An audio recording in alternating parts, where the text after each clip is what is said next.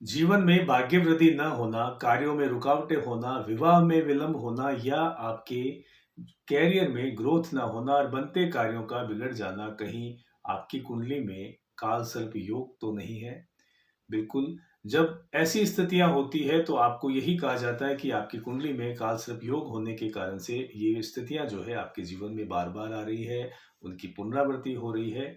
कारण कि कालसर्प योग जो है वो एक्टिव है और उसके कारण से आपके भाग्य में वृद्धि नहीं हो रही है और आपको बार-बार अवरोधों का सामना करना पड़ता है। बिल्कुल सही सुना। आज हम इसी विषय पर चर्चा करेंगे कालसर्प योग के बारे में। मैं नृपेंद्र हर्ष आपका अभिनंदन और स्वागत करता हूँ ज्योतिष कलश यूट्यूब चैनल पर।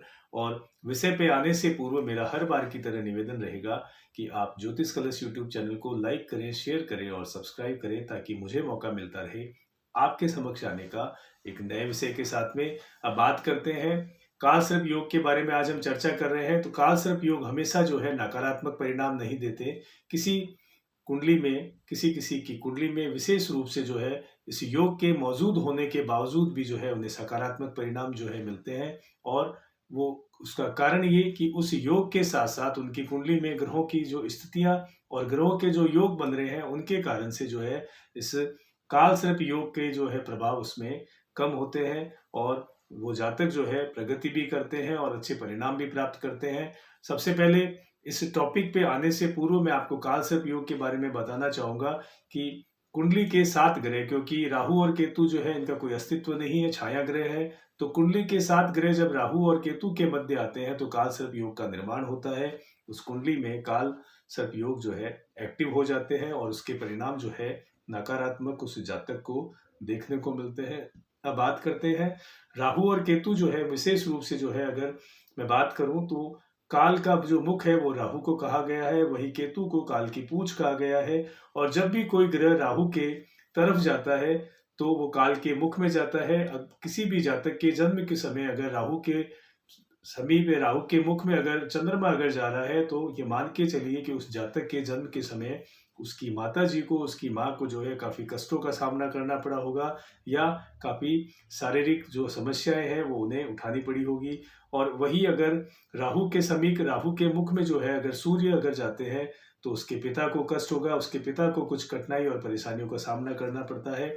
वहीं अगर बृहस्पति जो है राहु के मुख में अगर जाते हैं तो उस जातक को स्वयं अपने जन्म के समय कुछ हेल्थ इशू जो है वो लेकर पैदा होता है, कुछ हेल्थ इशू का सामना उसे जो है करना पड़ता है।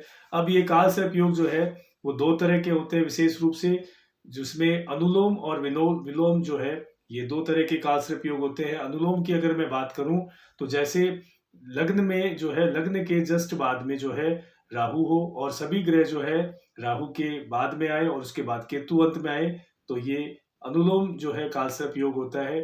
तो अनुलोम कालसर्प योग जो है विशेष रूप से जो है नकारात्मक परिणाम देते हैं। जब राहु और केतु के मध्य में 7 ग्रह जो आ जाते हैं लग्न के बाद में, तो ये योग जो है आपकी कुंडली में कालसर्प योग का निर्माण करते हैं। अनुलोम कालसर्प योग जो है विशेष रूप से नकारात्मक परिणाम देते हैं। वहीं दूसरी इसके पक्ष की अगर मैं बात करूँ तो विलोम में जो है आपके लग्न में जो है उसके बाद में विशेष रूप से केतु और केतु के बाद में 7 ग्रह और 7 ग्रहों के बाद में आपके राहु का आना विलोम कालसर्प योग होता है। लेकिन मतानुसार जो है विशेष रूप से यहाँ पे इसके नकारात्मक परिणाम नहीं मिलते, क्योंकि इसे मूल रूप से जो है आपके कालसर्प योग जो है की संज्ञा नहीं दी गई है। ये विशेष रूप से जो है आपके कालामृत योग कहलाता है।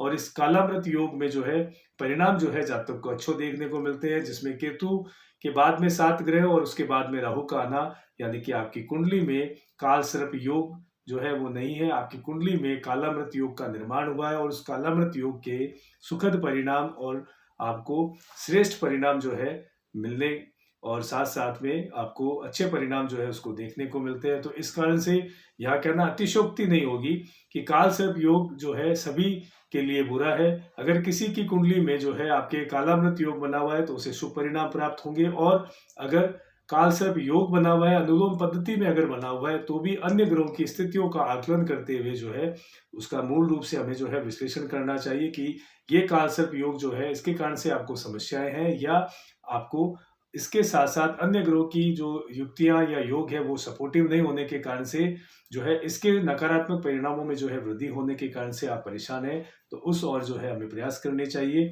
जबकि यहाँ कालामृत योग जो है वो आपको विशेष रूप से अच्छे परिणाम देते हैं।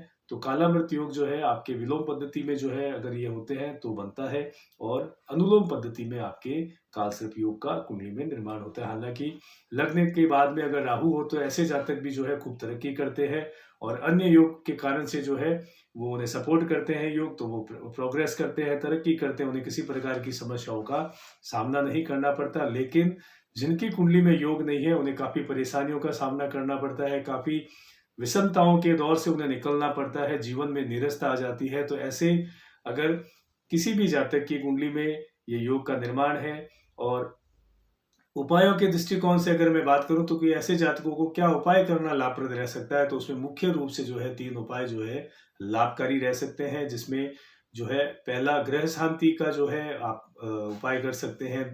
दूसरे में आप पितृ शांति की जो है आप उपाय कर सकते हैं, और तीसरा शिव उपासना करके जो है आप जो है लाभान्वित हो सकते हैं, जिसमें मुख्य रूप से जो है आपके शिव उपासना का जो है विशेष महत्व है। शिव उपासना में जो है आप किसी भी शिव मंदिर में जो है महामृत्युंजय के 1.25 लाख जप करवाएं और अभिषेक करवाएं, तो आप इस योग के नकारात्मक परिणामों में कुछ राहत पा सकते हैं। दूसरे उपाय की अगर मैं बात करूं तो शनिवार के दिन आप किसी भी शिव मंदिर में जो है श्याम सर्प का जोड़े का दान करें, तो आप लाभान्वित हो सकते हैं। साथ साथ शिव मंदिर में जो है आपको जटा वाला नारियल जो है शनिवार के दिन दान करना आपको लाभान्वित कर सकता है, या आप किसी बहते जल में जो है सूखा नारियल, जटा वाला नारियल जो है शनिवार के दिन प्रवाहित करें, तो इस योग के कारण आने वाले नकारात्मक परिणामों में कुछ आप कमी ला सकते हैं, आपको राहत मिल सकती है।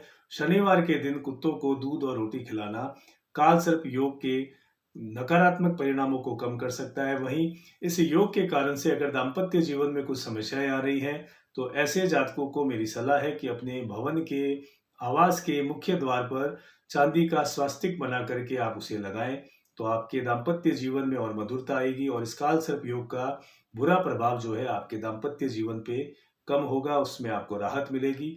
तो ये आज हमने जो चर्चा की मूल रूप से कालसर्प योग के बारे में की कि हर कुंडली में जो है कालसर्प योग नहीं होता, कालामृत योग भी होता है, और कालसर्प योग होने के बावजूद भी कुंडली के अन्य ग्रहों की स्थितियों और योग के कारण से जो है उसका प्रभाव भी कम हो जाता है। लेकिन कालसर्प योग जो है विशेष रूप से अगर एक्टिव है और अनुलोम पद्धति में है, तो आपको परेशानियों का सामना करना पड़ता है, जिसके उपाय मैंने अभी आपसे चर्चा की। ऐसे ही एक नए विषय के साथ में आपसे फिर से मुलाकात होगी। तब तक के लिए मैं नृपेंद्र हर्ष आपसे बहुत बहुत शुभकामनाओं सहित आज्ञा चाहता हूँ। नमस्कार।